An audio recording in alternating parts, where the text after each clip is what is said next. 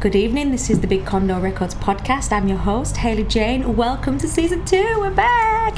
And we've got a lovely guest this evening, Mollie. Mollie has come into the Big Condo Record. She initially found some applications online and got involved with the Big Condo like this, and she's come to tell us her story. So where did it all begin, Mollie? How did it all start? So I've always been into singing and acting and dancing and stuff like that. So through primary school I was in like the school choirs, and I love being in a choir. Like I love singing with people, but I do love singing solo as well. So I was in like the choirs in school and stuff, and then I started going to a youth zone, and I seen everyone else sing, and I was like, I love singing, but just in my bedroom. Like that's just what I do. So I got up on the karaoke once, and I was like, oh, like this could be for me. And then it kind of went from there. Like I got better and better. We made a vocal group called Edge of 17, with the help from some of the youth workers. So it was just originally 5 of us, and it was just 5 friends. We had help with the person who ran it, and she played the piano, and we just sang like pop songs, and that was literally it. In a dance studio, that's what we done. And then we grew and grew, and we started getting like gigs, and we done like performances. So we done like the cathedrals at Christmas, and we do like Christmas songs and stuff. Yeah, you were saying before you supported a few high flying names in the music industry. So we done like gigs at Christmas and stuff. And then so like the network what owns the youth zone done like a big awards night, and it was in the Royal Albert Hall in London. Which was amazing. And Prince Harry and Meghan were there, and the script and John Newman were there, and we done the backing vocals for them. With some other performers, isn't it? So there was other performances as well, and it was a massive night. So like there was like 20 youth zones over like the country, and we all came together and done a big thing, and we were the vocal group who like backed them, and it was so good. So that is like a big thing in my life. Like a big buzz, and you get that taste of being on set, don't you? And the lights and the cameras, and you're like, oh, this is for me. And it was so good. And for the cause that it was as well, the charity. So that's like a big thing, and I was still only like quite young. Like I didn't I feel like now when I look back at it, and I'm like, I actually done that. Like that is so good. At the time I feel like I just kind of not took it for granted, but was like, oh, I'm from the Royal Albert Hall, But now like it's such a, like when I look back, it was such a big opportunity, and it was like so good. So I done that, and then so what was you hoping to achieve with your group? It was called Edge of 17. And to be fair, like we didn't have a goal, like we just enjoying the done moment. Things for the play, like for the building, and like charity nights and fundraising and stuff. Like nothing really big. And you saying to me before in our little chat before we came on, you've got just like your regular job during the day. What is that you do? So I work in a special needs school, in a primary school, which I absolutely love. I would not change.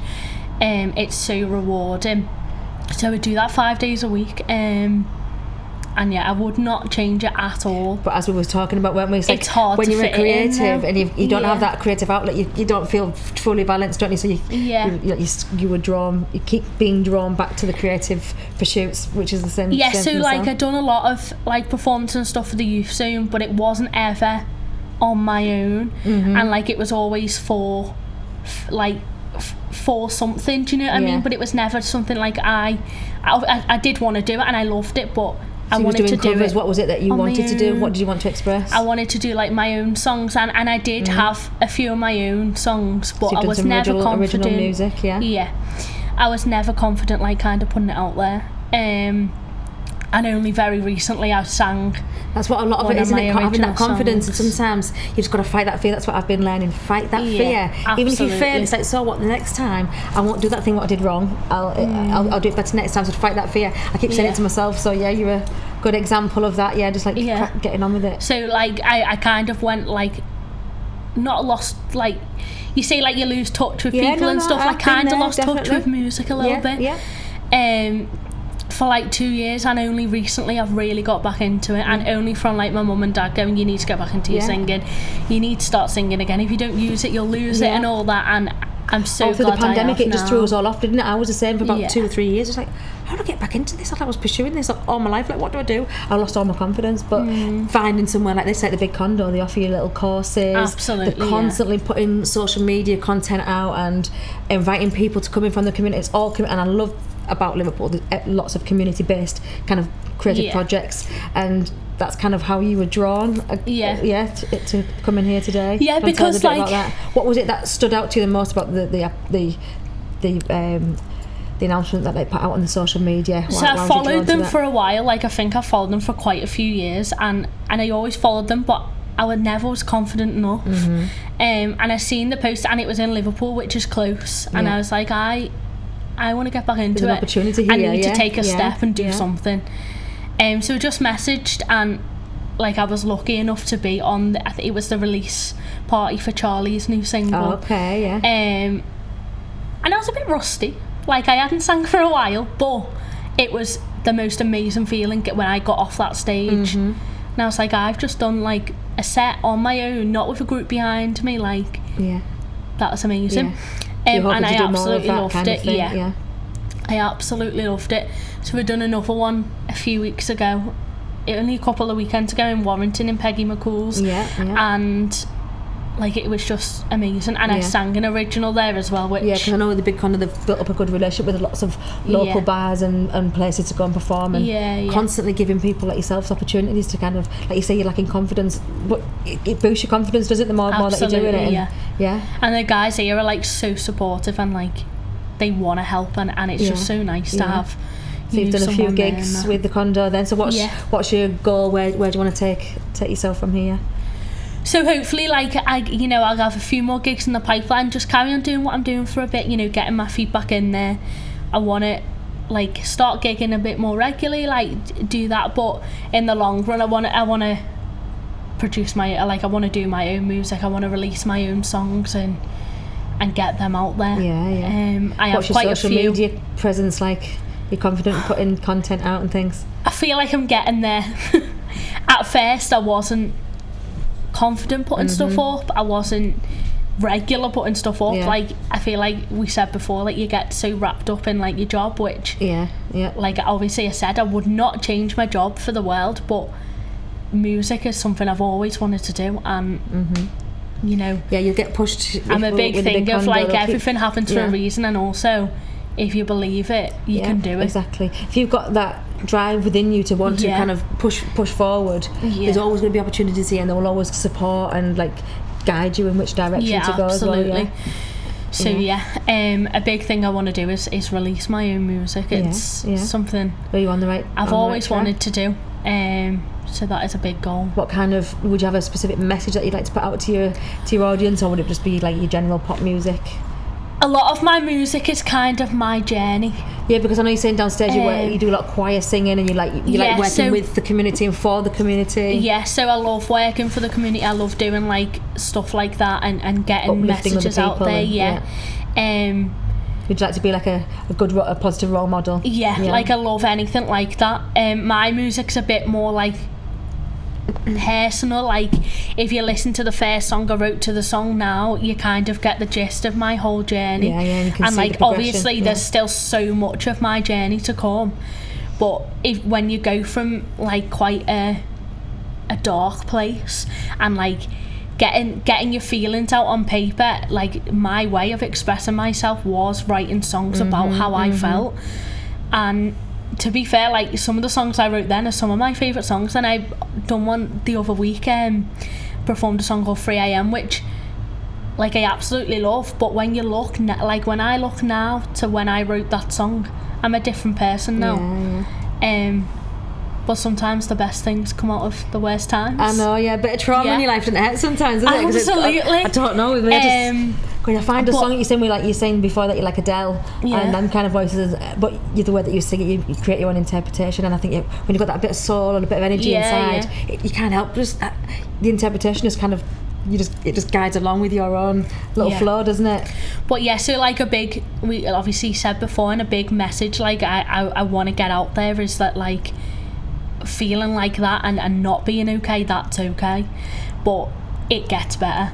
And only now when I look back and think, well, I was like there and now I'm here, like, and I'm like a different person, and that's what I want to put out with my music, that it gets better and there is light at the end of the tunnel. Just keep believing, keep focused, and even strong. if like, I know when you're in that place and you don't feel like it gets better, but it does, because I'm living proof of it. Do you know what I mean? So that's what I put out in my music, and that's what I write about, and that's kind of where where I am with it and stuff.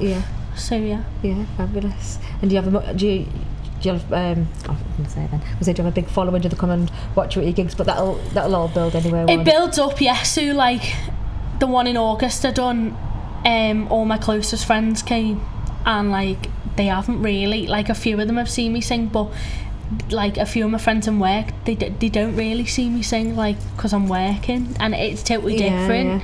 They'd see like videos on social media and stuff, so but even not though you've done quite a few person. things, you're still kind of holding back with the lack of confidence. So that's like something I still won't let my mum and dad come to any of my gigs, and they beg and beg, and they're like, please let me come. No. Well, I'm glad I'm not the only one, because I don't sing in front of people, but when I'm at home I belt it out and it just comes out perfect, and then when you come to sing in front of people it just got to a bag of nerves. It's so but like weird. any family I won't let come, like, and they're all asking to come, and I'm like, no, you can just watch the video. I show you the video after, but you're not coming to the actual gig. You'll eventually get there. The more and more that you do it, now that you know you're going to be getting involved in some of the events that they do here, and your own stuff, in your own time. When you're off work, you're going to be writing your own stuff.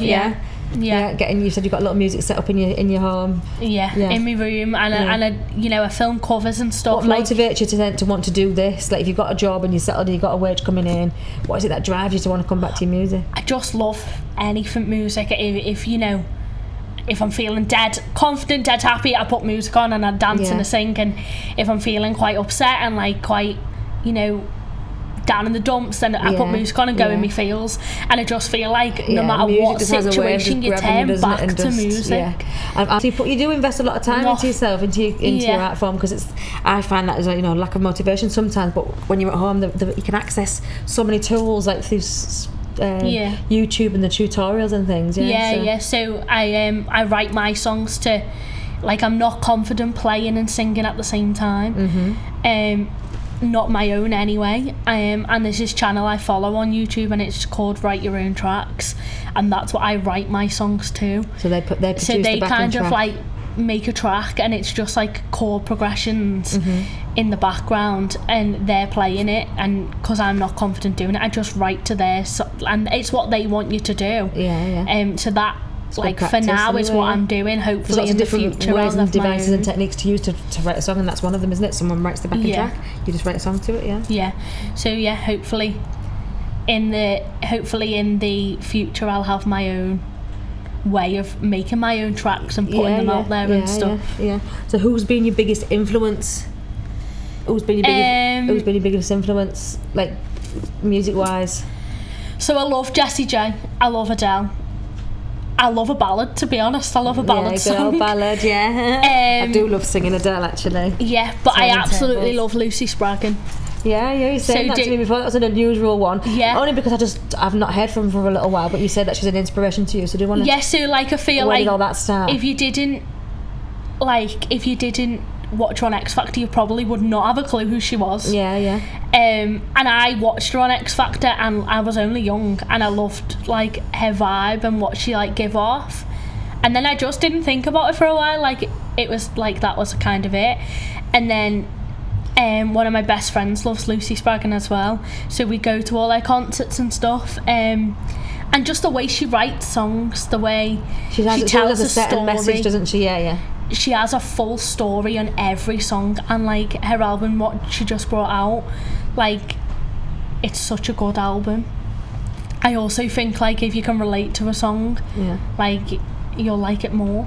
So it's been the big powerhouses like Adele, that they're the kind of people that draw you in a little bit. Like, I just love their voice and their technique with their voice. The same with Jessie J. They're the types of songs that you like to sing when you're doing covers?